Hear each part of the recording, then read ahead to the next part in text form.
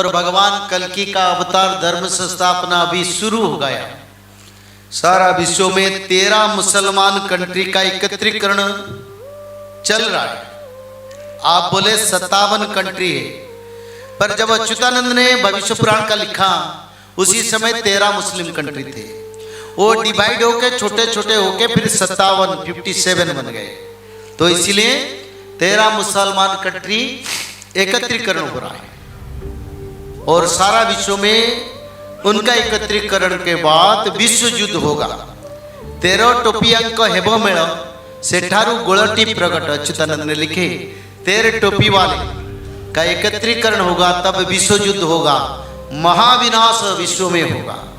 तो ये काम चल रहा है और विश्व युद्ध के लिए तैयारी भी शुरू हो गया। सभी अपना अपना परमाणु और सभी अस्त्र को अभी सभी टेस्ट करके देख रहे हैं क्या काम करे नहीं करे।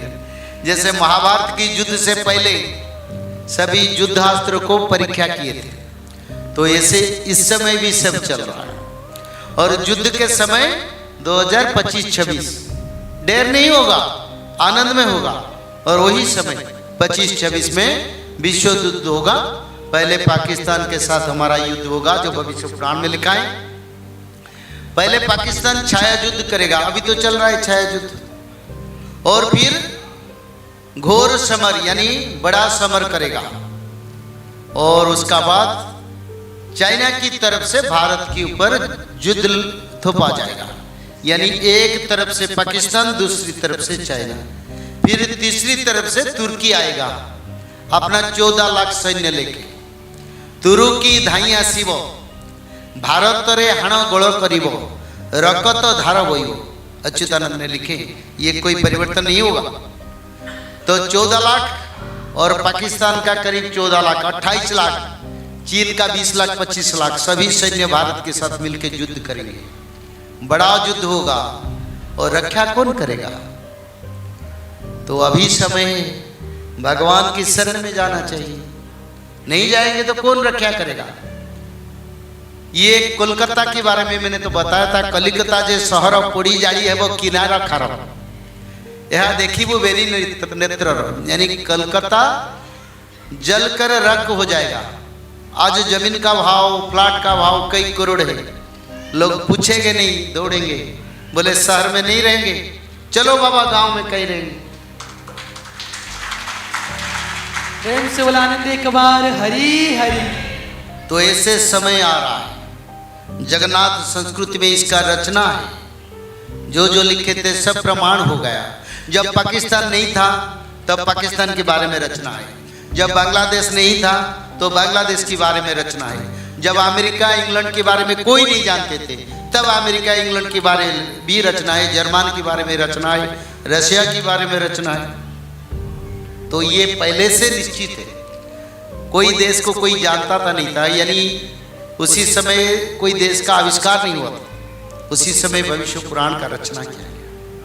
और ये शास्त्र में जो लिखे ये ब्रह्म का वाणी है, भगवान का वाणी है।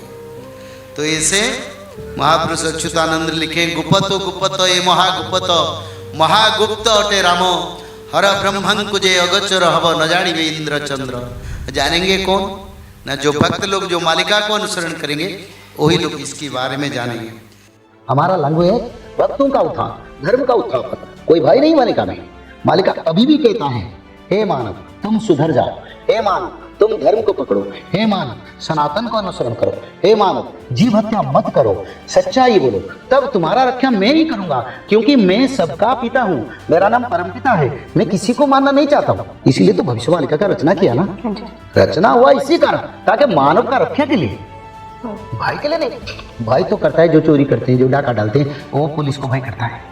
मानव का भाई क्या है? मानव का उत्थान के लिए ये भविष्य मालिका का रचना है। अभी कलियुग का परिसमाप्ति हो चुका है। सारा विश्व में मानव सभ्यता के लिए बड़ा आपदा आ रहा है। कहीं जल प्रलय, कहीं भूकंप। तो यह भूकंप बढ़ता जाएगा, क्योंकि प्रभु पहले आप लोगों को सचेतन करते हैं। देश मानवों में भक्ति भाव समर्पण का जागृत हो जाए और मानव लोग ये भी समझ जाएं कि कलियुग अब नहीं रहने वाला है, अब सत्य युग आने वाला है।